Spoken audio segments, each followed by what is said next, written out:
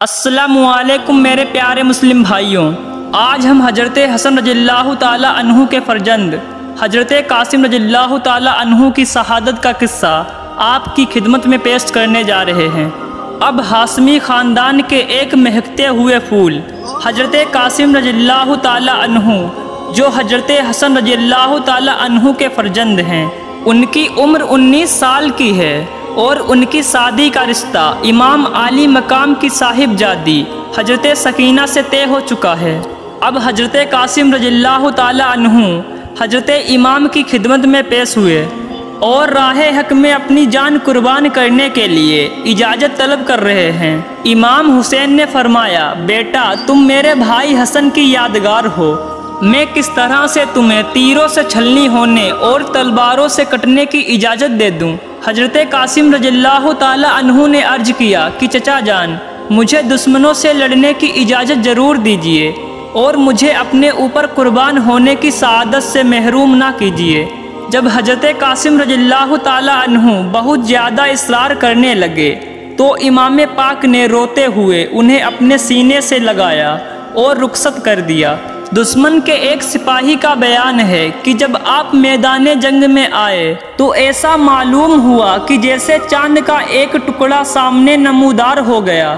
ان کے جسم پر جرح بھی نہ تھی، بلکہ صرف ایک پیراہن پہنے ہوئے شوق شہادت کے جوش سے میدان میں آ گئے اور یزیدی لشکر سے فرمایا، اے دین کے دشمنوں، میں قاسم بن حسن بن علی ہوں۔ اے یزیدیوں، جسے میرے مقابلے میں بھیجنا ہو اسے بھیجو۔ عمرو بن سعد نے ملک شام کے ایک نامی گرامی پہلوان سے کہا، ارجک تم اس کے مقابلے میں جاؤ۔ ارجک نے کہا، میں ہرگز نہیں جا سکتا کہ بچے کے مقابلے میں جانا ہماری توہین ہے۔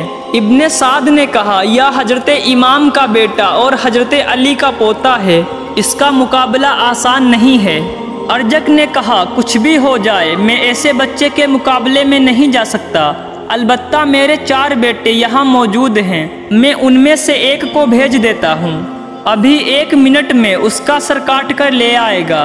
ارجک کا بڑا بیٹا زہر میں بجھی ہوئی قیمتی تلوار چمکاتا ہوا اور بادل کی طرح گرجتا ہوا میدان میں آیا اور پہنچتے ہی فوراً حضرت قاسم پر وار کر دیا۔ حضرت قاسم رضی اللہ تعالیٰ عنہ نے اس کے بار سے بچتے ہوئے ایک ایسی تلوار ماری جس سے ایک ہی تلوار میں بہ ڈھیر ہو گیا۔ آپ نے اس کی تلوار اٹھا لی۔ اس منظر کو دیکھ کر ارجک کا دوسرا بیٹا اپنے بھائی کو خاک و خون میں تڑپتا ہوا دیکھ کر غصے سے تلملاتے ہوئے آپ کے سامنے آ پہنچا۔ حضرت قاسم رضی اللہ تعالیٰ عنہ نے ایک ایسا بار کیا کہ ایک ہی بار میں اسے جہنم پہنچا دیا۔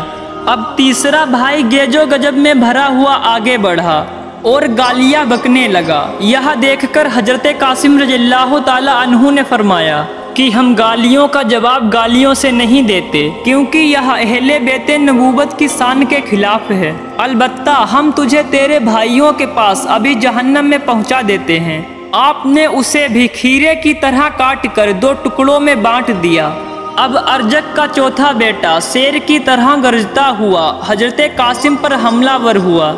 آپ نے اس کے بار کو بیکار کر دیا اور اس کے کندھے پر ایک ایسا بار کیا کہ وہ منہ کے بل زمین پر آ گیا اور پھر پوری طاقت کے ساتھ اٹھنا ہی چاہتا تھا کہ آپ نے اس کے سر کو جسم سے الگ کر دیا۔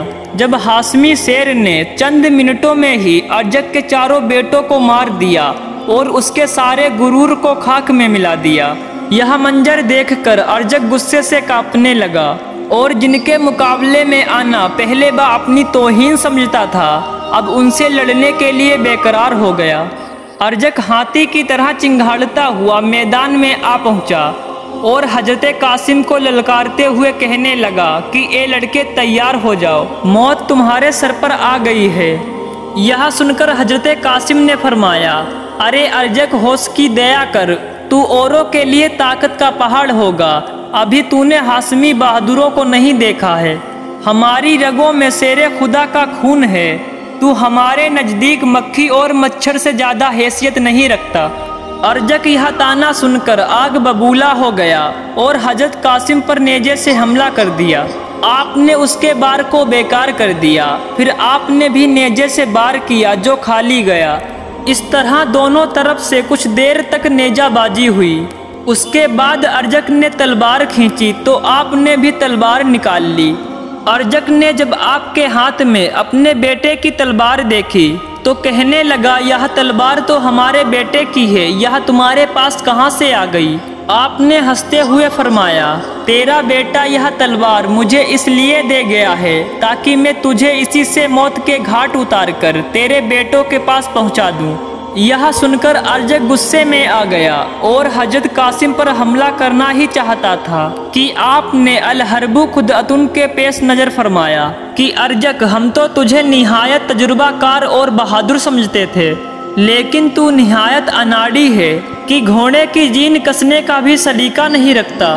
آپ کے اس طرح فرمانے پر جبہ جھک کر اپنے گھوڑے کی جین دیکھنے لگا تو آپ نے اسی وقت اپنی تلوار کا ایسا بھرپور بار کیا کہ بہ دو ٹکڑے ہو کر زمین پر آ گیا۔ حضرت قاسم رضی اللہ تعالی عنہ ارجک کے گھوڑے پر سوار ہو گئے اور خیمے کی طرف آ کر حضرت امام کی خدمت میں عرض کیا، اے چچا جان، پیاس پیاس چچا جان، اگر ہمیں تھوڑا سا پانی پینے کو مل جائے تو ابھی ہم ان سب کو موت کے گھاٹ اتار دیں۔ امام عالی مقام نے فرمایا، بیٹا تھوڑی دیر اور صبر کرو، ان قریب تم نانا جان صلی اللہ علیہ وسلم کے مبارک ہاتھوں سے جام کوثر پی کر سیراب ہو جاؤ گے، اس کے بعد تمہیں کبھی پیاس نہیں ستائے گی۔ حضرت قاسم پھر میدان کی طرف پلٹ پڑے۔ ابن سعد نے کہا، اس نوجوان نے ہمارے کئی نامی گرامی جوانوں کو قتل کر دیا ہے، لہٰذا اب اس کے مقابلے میں تنہا نہ جاؤ، اسے چاروں طرف سے گھیر کر قتل کر دو۔ دشمنوں نے آپ کو چاروں طرف سے گھیر لیا اور گھماسان لڑائی شروع ہو گئی۔ آپ کے جسم پر 27 زخم آئے۔ آخر میں سیس بن سعد نے آپ کے سینے پر ایسا نیزہ مارا کہ آپ گھوڑے سے گر پڑے اور پکارا، اے چچا جان، میری خبر گیری فرمائیے۔